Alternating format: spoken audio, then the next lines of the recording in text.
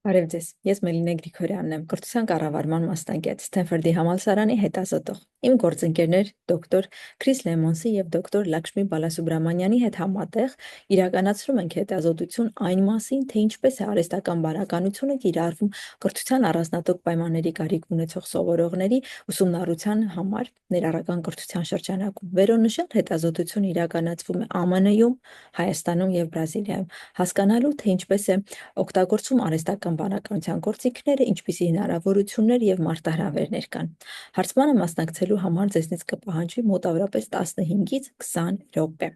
Սակայն ձեր պատասխանները մեծապես կնպաստեն արհեստական բանականության միջոցով կրթության մեջ հավասարության, մատչելիության, ներառականության բարձրացման շարունակական քայլերին։